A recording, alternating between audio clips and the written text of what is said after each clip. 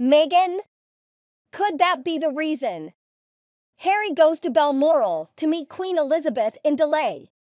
Queen Elizabeth has died. The monarchy has served her country for 70 years on the throne, passed away peacefully, we are told, at her home in Balmoral in Scotland.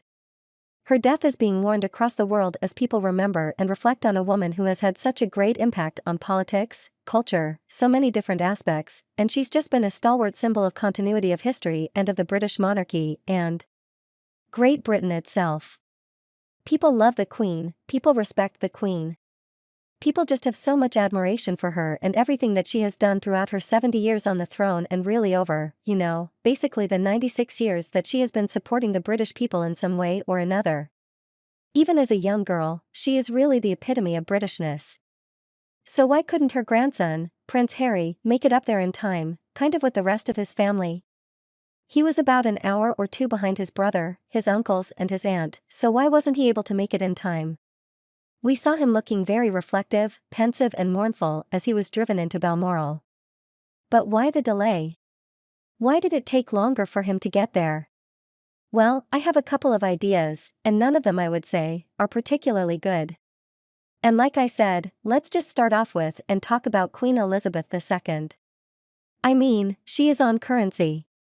She is, people make posters of her, signs of her, like she is everywhere. Everybody knows who Queen Elizabeth is.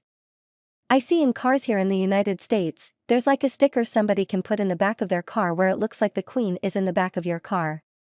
It's kind of funny. It's kind of fun. And I just wonder, why do people do that? She is such a huge influence, and I think people across the world are just severely mourning her loss, because she touches so many. She's met so many people, from prime ministers like Winston Churchill to every US president basically since, I believe it was Harry Truman. She has met so many people, seen so many eras. This has been the night. The 20th century has been the time of fantastic change. So many things have changed the television. The television first debuted a bit right after she was born and it became part of her reign. And there's just so many aspects of her life. They started off with the radio, then it became television. Now it's the internet. I mean, she has seen so many eras in her long 70 years reign. And I think perhaps the best note of condolence was written by Queen Margrethe of Denmark, and she said to His Majesty King Charles III. Obviously, with the death of the Queen, Charles now becomes King Charles II. And you know what? This is kind of what happens in monarchies. As the monarch dies, the next generation comes forward and it kind of moves along and a bit of a quick process. But I just love the words of Queen Marguerite and really exemplifying that, even among the European monarchs, of which there are many, and there have been several actually abdications kind of both forced and volunteer that have happened the last couple of years. So many people admire the Queen. And yet, one of those closest to her wasn't able to make it on time. And you could say, well, maybe that was by design, but it looked like there was enough room on the RA flight that Prince William the Duke of York, so that's Prince Andrew, Prince Edward, the Earl of Wessex and Sophie, the Countess of Wessex were able to get on about an hour or two before Harry. So why wasn't Harry on that plane? Why wasn't he? Why despite him? And Meghan saying all the time how much they admire the Queen. Why haven't they spent any time with her in the last couple of years? Now, I speak about this a bit from personal experience. My grandparents are about to hit 90 as well.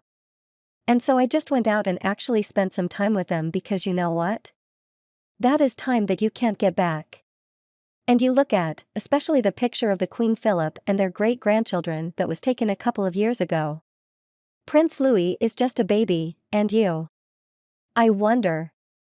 I'm sure there are more pictures out that like there. I hope the royal family share some of those more private pictures because it just gives us an insight into their lives. But there will never be a picture like that for Archie and Lily. There will never be kind of that moment where they're all gathered together in the presence of the Queen. And why is that? I think it is kind of tied to Prince Harry and kind of the confusion about his trip up to Balmoral, because when we were told that the Queen was kind of gravely ill. I mean, we weren't told in those words, but it was apparent that was something seriously wrong. Prince Harry and Meghan, through their spokesperson, said they were coming to Balmoral. Well, there was time, and I was like, kind of, checking your watch, waiting. They didn't arrive. And then all of a sudden, we get this notice. It's just Harry coming.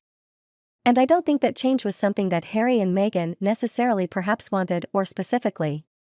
Meghan and I'm wondering if the delay in Harry's flight was that there was kind of an argument or a discussion or frustration over the fact that Meghan was told no, you are not welcome to come here during this time, and I understand why they did that.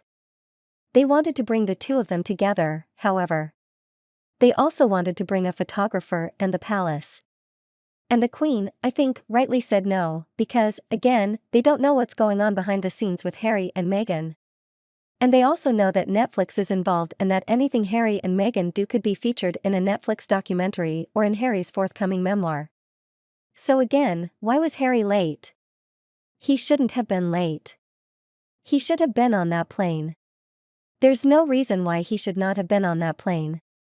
I think one of the most critical images to reflect how grave the situation was, and that perhaps the Queen had even already passed away at this point because they got there quite late in the afternoon, is that it was William, Andrew, Edward and Sophie in that car and nobody else. Harry should have been there. It should have been part of that. Again, he could have fit on that plane and we could have had this moment of William and Harry in a car together, perhaps even with Andrew in the back, but we didn't. And again, I think it comes down to that Meghan wanted to come because she said in the statement she was going to come, and I think the family said no, I'm sorry, but this is kind of for family only and family that has supported the Queen. And the monarchy. So unfortunately at this point you don't fit the bill. And I imagine that would be difficult for Harry.